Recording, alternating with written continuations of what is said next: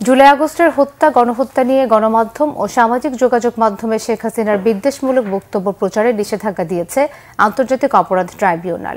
এরই মধ্যে যেসব বক্তব্য দিয়েছে সেগুলো সামাজিক যোগাযোগ মাধ্যম থেকে সরাতেও নির্দেশ দিয়েছে ট্রাইব্যুনাল। প্রসিকিউশনের এক আবেদনে এই নির্দেশ দেয় বিচারপতি মোহাম্মদ গোলাম মর্তুজার নেতৃত্বাধীন আন্তর্জাতিক অপরাধ ট্রাইব্যুনাল। আহমেদ সারওয়ারের রিপোর্ট।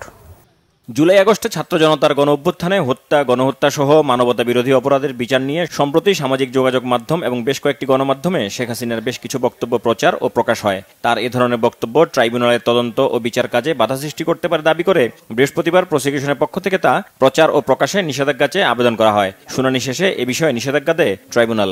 কিছু সোশ্যাল মিডিয়া এবং প্রিন্ট এন্ড ইলেকট্রনিক মিডিয়াতে এই মামলার একজন আসামি শেখ হাসিনার কিছু বক্তব্য এবং ফোন আলাপ ফাঁস হয়েছে, যেখানে তিনি কিছু বক্তব্য দিয়েছেন, যেখানে আমরা দেখতে পাচ্ছি যে উনি বলছেন যে 227টি মামলা হয়েছে, অতএব 227 জনকে মার্ডার করার সার্টিফিকেট পেয়েছি, লাইসেন্স পেয়েছি।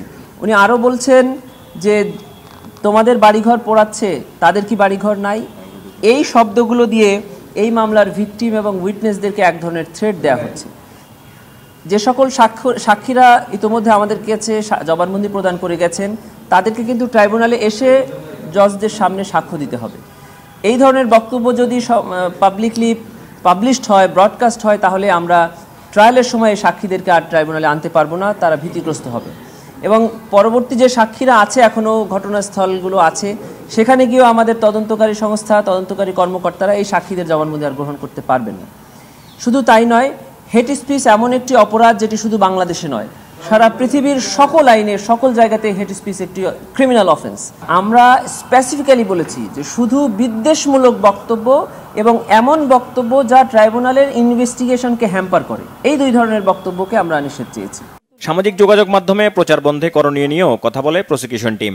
কোর্টের যে অর্ডার আছে সেই অর্ডারটা আমরা লিখিতভাবে ফেসবুক, টুইটার, ইউটিউব শো, যেগুলো ইন্টারন্যাশনাল সোশ্যাল মিডিয়া আছে, এখানে আমরা আমাদের ট্রাইব্যুনালের আদেশটা পৌঁছাবো এবং তাদেরকে লিখিত জানাবো। এগুলো ইন্টারন্যাশনাল হিউম্যান রাইটস স্ট্যান্ডার্ড অনুযায়ী এগুলো হেট স্পিচ, বিদ্বেষমূলক চর্চা এবং এটা ঘৃণা চর্চা। এগুলো আন্তর্জাতিক মানবাধিকার আইন, যে বিশেষ করে মত প্রকাশের স্বাধীনতার জন্য international covenant on civil and political রাইটসের যে আর্টিকেল 19 আছে, এটা কোনোভাবেই শেখ হাসিনার বক্তব্যগুলোকে মত প্রকাশের স্বাধীনতার মধ্যে কাভার করে না। এগুলো মত প্রকাশের স্বাধীনতার পরিপন্থী।